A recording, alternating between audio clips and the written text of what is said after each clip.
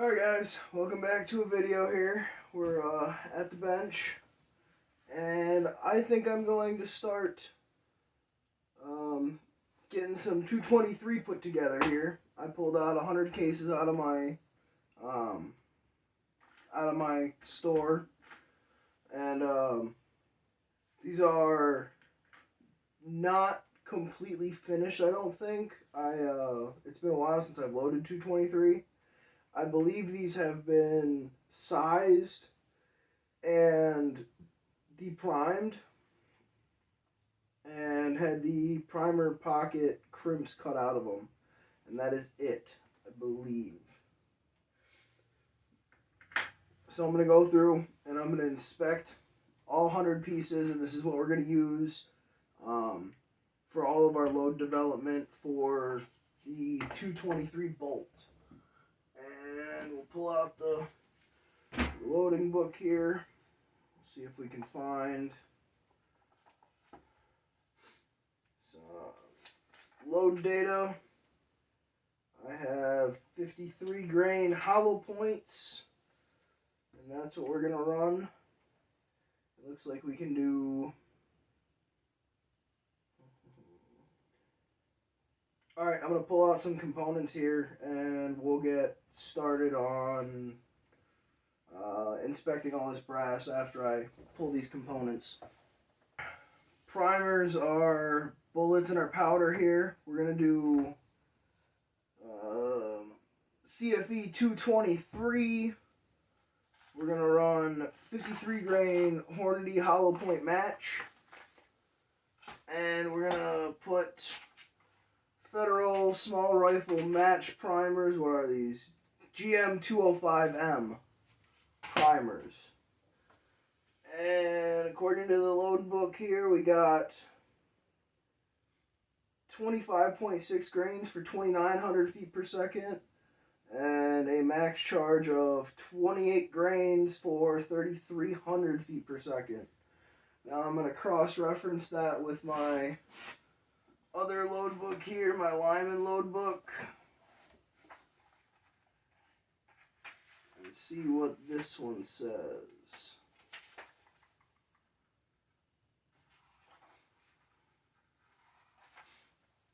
If you have the ability to get multiple book datas for what you're loading, it's always a better option.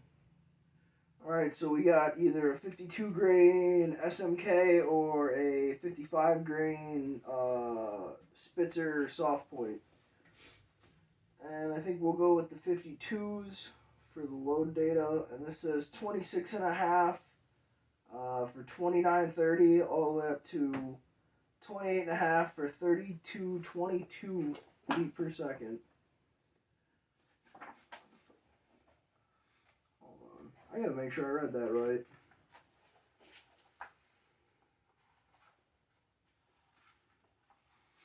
I do plan on running a little bit heavier bullet out of this too, since the bolt gun. I want to see what I can do. 28.5 is what that one says. And this one says 28 even. Well, I think we're gonna load up. Well, I guess I should probably inspect to see how many pieces of brass I got to work with, because some of these are all range pickups from the friends shooting out at the range. Some people just hand me bags of brass, grocery bags full of brass at some point. So I'm gonna quick inspect these real fast and see if I have any that are not going to be able to be used, and we'll go from there. Alright everybody, long story short, it's the next day. I slept on my neck wrong, so I spent most of the day like practically paralyzed, laying down. Back from work this morning, because I work third shift. Back from work this morning, and I'm feeling a little more limber, a little more loose, so I'm going to get back to it. Yesterday, I pulled out 4 pieces of brass that had various cracks and whatever. I didn't like the look of them. But I was going through this, and I was noticing that I got quite a variety of head stamps here, so I think I'm going to pick. I don't quite know which ones I'm going to pick yet. It looks like I have a lot of Lake City, so I think I'm going to pick. I'm going to organize this based on head stamps, and then we'll see how many rounds we have left. We got 96 as of right now. So I'm going to get to it, and then we'll be back after that.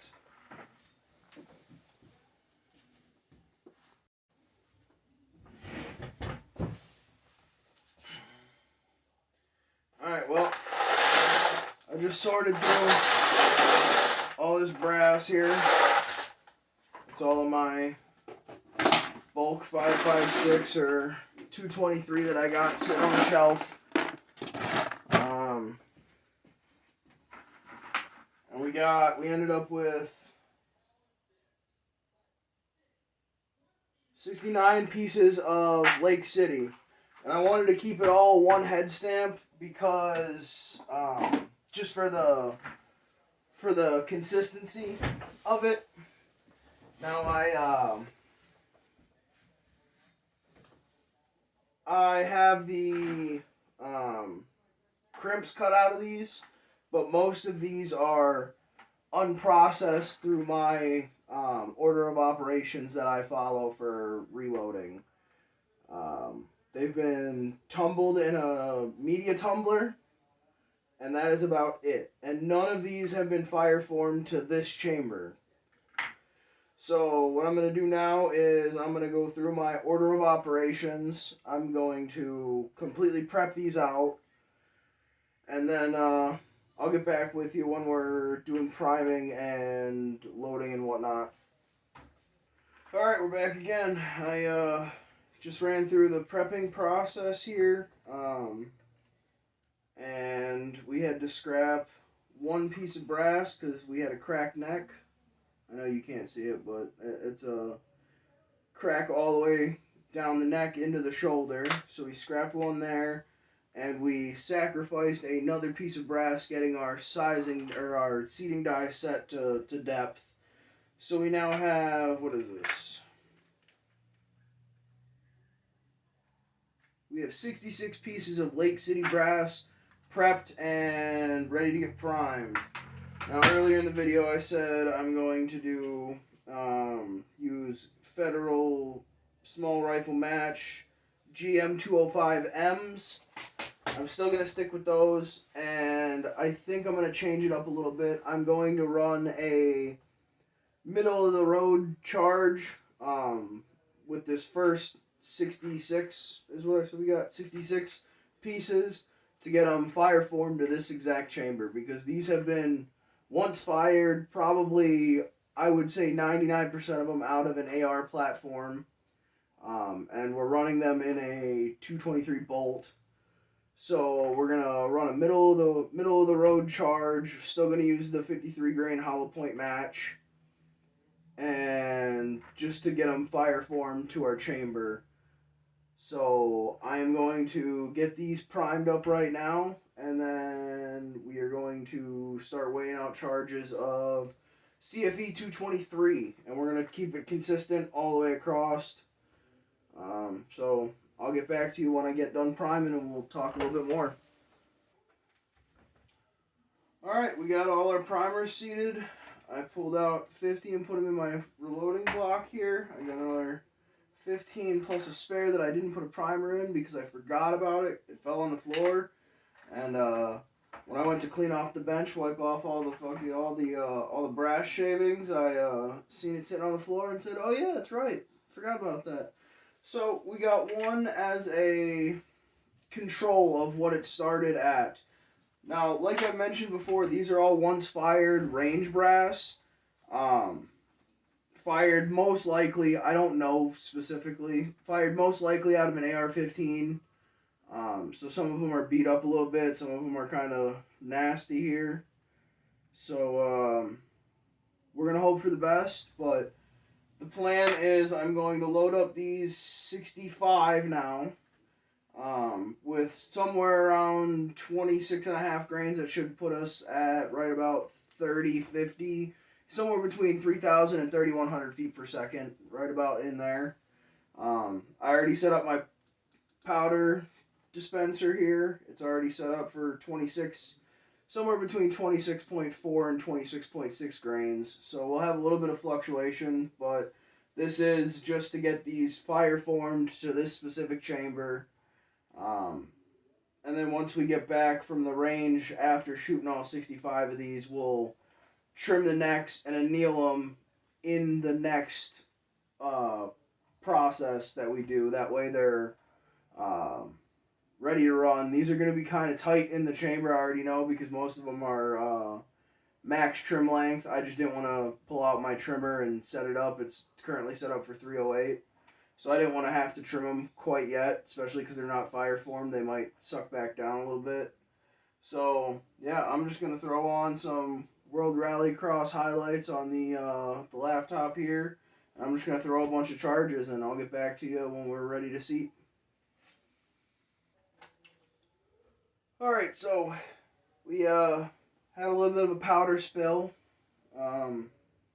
These 22 cal necks are pretty hard to get lined up under a powder dropper that you're not looking at directly up underneath.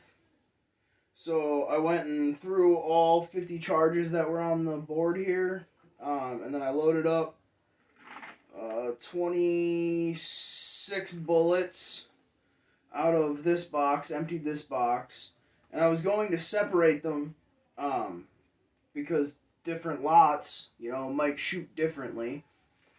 But as I was opening the second box, these are the exact same lot numbers. I bought them at the same time, so it does not surprise me at all.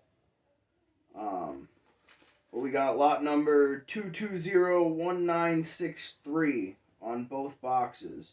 So I'm not going to have to separate them to keep them, figured out. So I'm going to open up this next box. I'm going to seat the bullets in the last 24, and then I got 15 more to throw charges in and seat bullets. So that's just a little update. Yeah, I'll be back.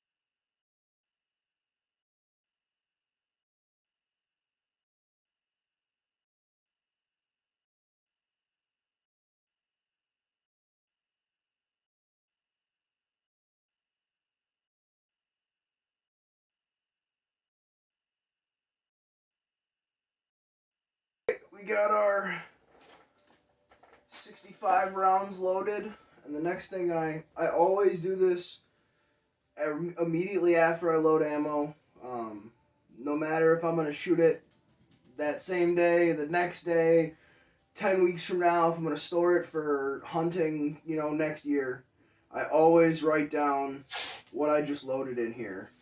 So I'm going to take a piece of painter's tape and a Sharpie, and I'm going to write 53 grain all point match 26.3 to 26.6 grains of CFE 223 with a, what are those primers? Those primers are GM205M.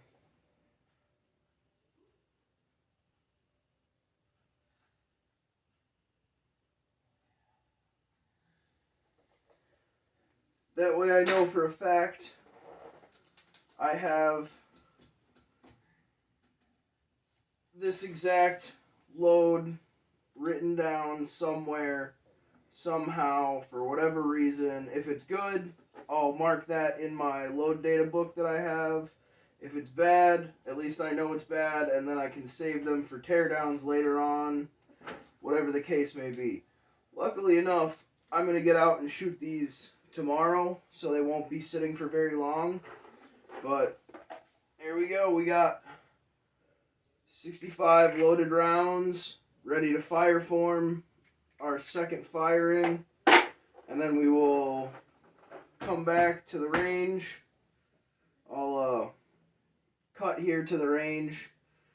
I'll probably have the lab radar out there to give a estimated velocity numbers. We're gonna put EST VEL 3050 is what we're gonna write, just in case. That way we have something to compare it to. All right, I'll see you guys at the range.